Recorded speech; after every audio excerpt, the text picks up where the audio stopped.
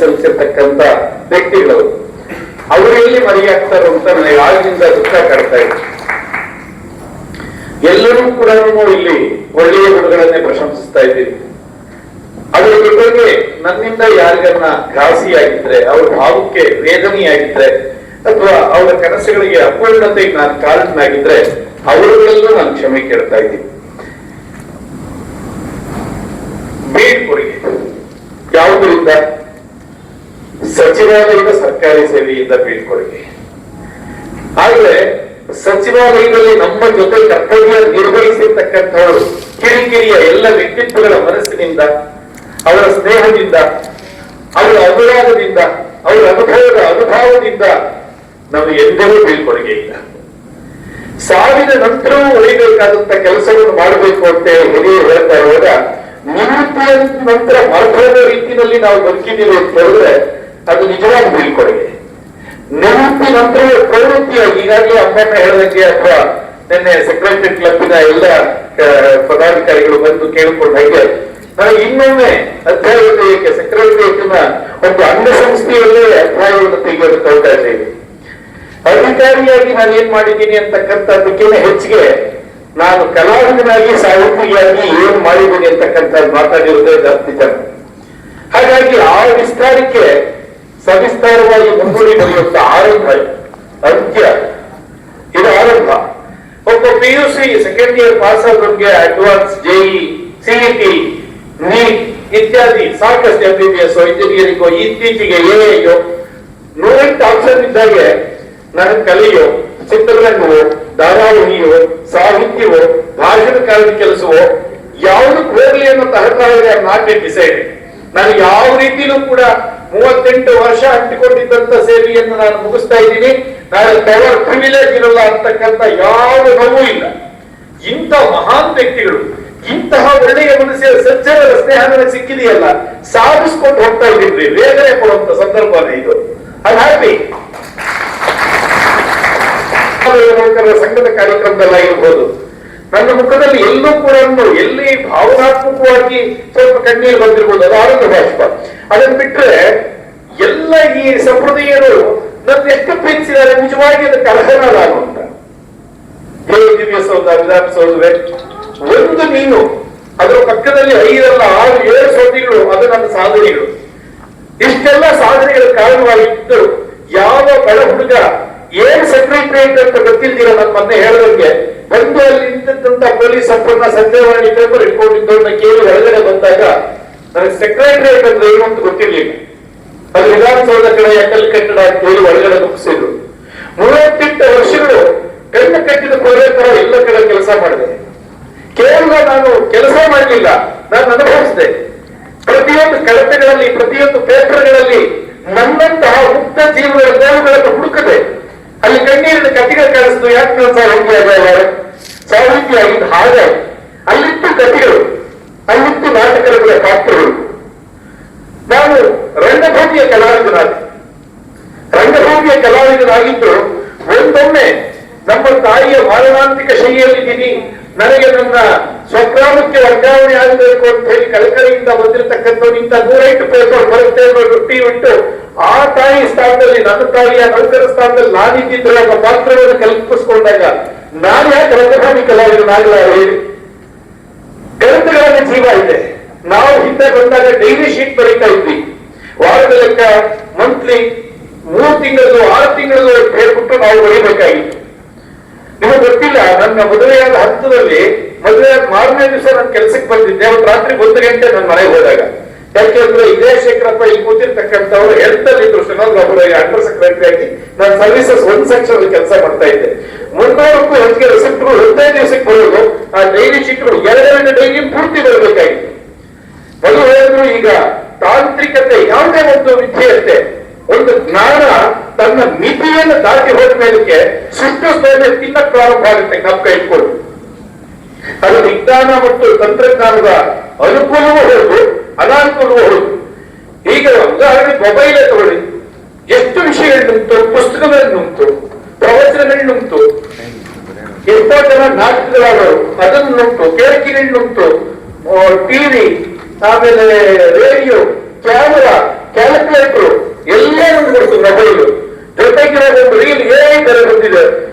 ಎಲ್ಲೋ ಒಂದು ಅಡ್ವರ್ಟೈಸ್ಮೆಂಟ್ ಅಲ್ಲಿ ನೀವು ನೋಡಿದ್ರೆ ಅದಕ್ಕೆ ಸಂಬಂಧಪಟ್ಟಿದ್ದು ನೂರು ಕರ್ಕೊಂಡ ಹೋಗ್ತಾ. ಇದರಲ್ಲಿ ಸ್ವಧರ್ಮೇ ನಿಧಂಸಯ ಪರಧರ್ಮೋ ಭಯಾವಹ. ಪ್ರತಿಯೊಬ್ಬರಿಗೂ ತನ್ನದೇ ಆದಂತ ಕರ್ತವ್ಯ ಇದೆ. ಕರ್ತವ್ಯವನ್ನು ನಿರ್ವಹಿಸುವ ರೀತಿ ಪರರಿಗೆ ಉಪಕಾರ ಆಗುವ ರೀತಿಯಲ್ಲಿ ಬದುಕಿರೋದನ್ನ ಧರ್ಮ ಅಂತಾರೆ. ಜಾತಿ ಮತಗಳಿಂದ ದೂರ ಇದು. ಉದಾರ ಚರಿತಾನಂ ವಸುದೈವ ಕುಟುಂಬಕಂ. ಯಾರಲ್ಲಿ ಸಜ್ಜನಿಕೆ ಇದೆಯೋ ಅವರಿಗೆ ಪ್ರಪಂಚವೇ ಕುಟುಂಬ ಅಂತ ಕೃಷ್ಣನೇ ಹೇಳ್ತಾನೆ. ಹಾಗಾಗಿ ಯಥಾಚಿತ್ತಂ ತಥಾ ವಾಚೋ ತಥಾ ಕ್ರಿಯಾ ಚಿತ್ತೇ ವಾಚೆ ಕ್ರಿಯಾಯಾಂಚ ಸಾಧೂನಾಂ ಏಕರೂಪತ ಹಂಚಿಕೆ ಬಂದಿಲ್ವಾ ಅಂತ ಕೇಳ್ತಾ ಇದ್ದೀನಿ. ಅಂದ್ರೆ ಮನಸ್ಸಿನಲ್ಲಿದ್ದನ್ನ ಮಾತಾಡ್ತಕ್ಕಂಥವ್ರು, ಮಾತನಾಡಿದಾಗೆ ನಡ್ಕೊಂತಕ್ಕಂಥವ್ರು ಬಹಳ ಕಡಿಮೆ. ಈ ಮೂರು ಇರ್ತಕ್ಕಂಥವ್ರು ಸಜ್ಜನರು ಅಂತಾರೆ. ಸಾಧಿಸ್ಬೇಕಾದ ಏನೂ ಇಲ್ಲ. ಒಬ್ಬರನ್ನು ನೊಪ್ಪಿಂಚಕ ತಾನು ನೋವಕ ಜೀವಿತವಾದ ಧನ್ಯಡಿಸು ಮತ್ತೆ ಅಂತ.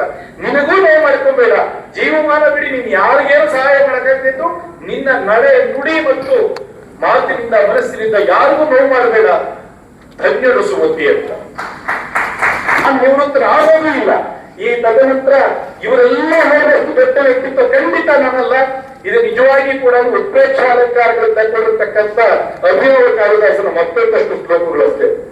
ಆದರೆ ಸತ್ಯ ಏನು ಅಂತ ಹೇಳಿದ್ರೆ ಇವರೆಲ್ಲರೂ ಕೂಡ ಉಳಿದ ಕಟ್ಟಕಡೆಯ ಒಂದು 10% 20% ಬದುಕೇನಿದೆ ಅದರಲ್ಲಿ ಹೇಗೆ ಬದುಕಬೇಕು ಅಂತ ಮಾರ್ಗದರ್ಶನ ಮಾಡಿದ ಗುರುಗಳು ತಮ್ಮ ಸೇವೆಯಲ್ಲಿ ರೀತಿಯಲ್ಲಿ ಅಪಾರವಾದಂತ ಬಹಳ ದೀರ್ಘಕಾಲದ ಸೇವೆಯನ್ನ ನೆರವೇರಿಸಿ ಯಾವುದೇ ಕಪ್ಪು ಚಿಪ್ಪಿಗಳು ಇಲ್ಲದೆ ಇವತ್ತು ನಿವೃತ್ತರಾಗ್ತಾ ಇದ್ದಾರೆ. ಅವ್ರ ಬಗ್ಗೆ ಒಬ್ಬೊಬ್ಬರ ಬಗ್ಗೆ ವಿಷಯಗಳನ್ನ ಹೇಳ್ತಾ ಹೋದ್ರೆ, ಅವ್ರ ಸಾಧನೆಗಳ ಬಗ್ಗೆ ಹೇಳ್ತಾ ಹೋದ್ರೆ ನಮ್ಗೆ ಇಲ್ಲಿ ದಿನ ಸಾಲ.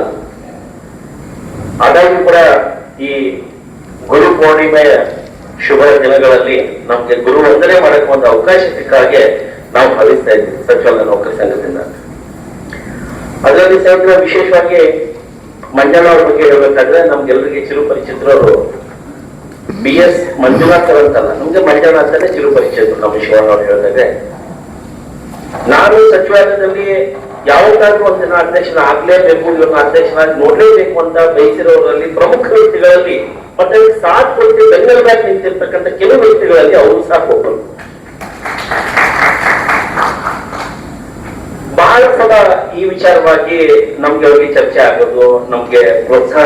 ನಮ್ಮ ಸಂಸಾರ ಮಟ್ಟಕ್ಕೆ ಏನಿದೆ ಅದಕ್ಕೆ ಬುನಾದಿನೇ ಇದು. ಈ ವಿಧಾನಸೌಧನೇ ಅದಕ್ಕೆ ಬುನಾದಿ ಆಗಿರೋದು.